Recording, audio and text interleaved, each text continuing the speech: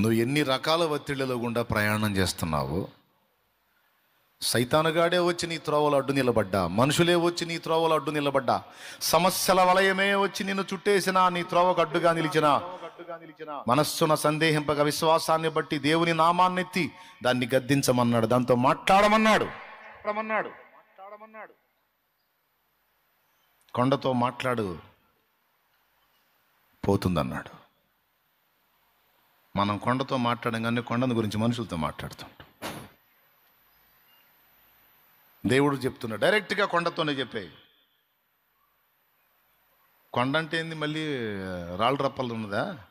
కాదు, సైతానుగాడు ఒక కొండ, సైతాను సంబంధులు ఒక కొండ, సైతానుగాడు కల్పించే సమస్యలు ఒక కొండ. ఇవే కదా ఇప్పుడు నేను గుల్ల చేస్తుంది. కొంతమందినేమో మనుషులు ఇబ్బంది పెడుతున్నారు. అప్పులు పాపం కొంతమందిని ఎంతగా అంటే, అప్పిచ్చినోడు కనపడితే పెద్ద కొండ కనపడ్డట్టే, అయిపోయాను రా బాబు అని నేను చెప్తున్నాను. అవన్నిటిని కొంతమంది అంటారు, అప్పులు కొండల్లా పెరిగిపోయినాయి అయ్యా, తరిగేటట్టు కనపట్టలేదయ్యా అని.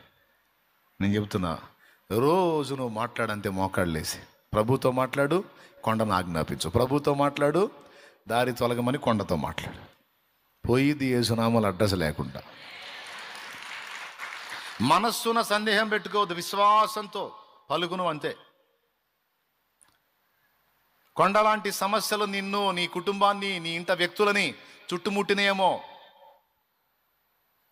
వాళ్ళని శోధించి ఆ కొండలాంటి సమస్యలతో నువ్వు మాట్లాడు, వాటితో మాట్లాడు. అవి వెళ్ళిపోతాయి. విడుదల పొందుతారు వాళ్ళు, విడుదల పొంది తీరతారు వాళ్ళు యేసు నామములో. ఆమేన్. అదే వాళ్ళు డౌట్ పెట్టుకోవద్దు. ఎన్నిసార్లు ప్రార్థన చేసినా, ఎన్నిసార్లు గద్దించినా ఈ మాయదారుడు మారి సావట్లేదు, ఇది దినం చేయనుకోవద్దు. దేవునికి స్తోత్రం. ఆజ్ఞాపించంతే, నువ్వు కార్యం జరిగేంత వరకు ఆజ్ఞాపించంతే, నువ్వు ఖచ్చితంగా జయం వస్తుంది నీకు. నీ ఎదుట నిలిచి నిన్ను గెలిచేది ఏది లేదు, ఎందుకంటే ఆయన నీ పక్షాన ఉన్నాడు.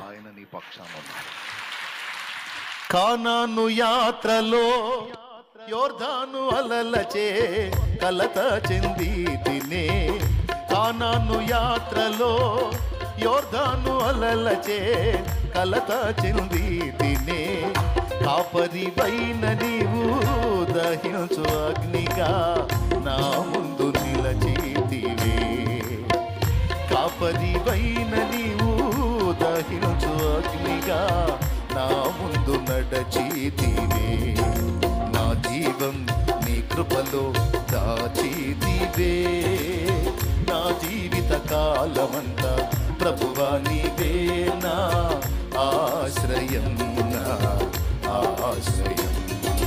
నా జీవం నీ కృపలో దాచితివే,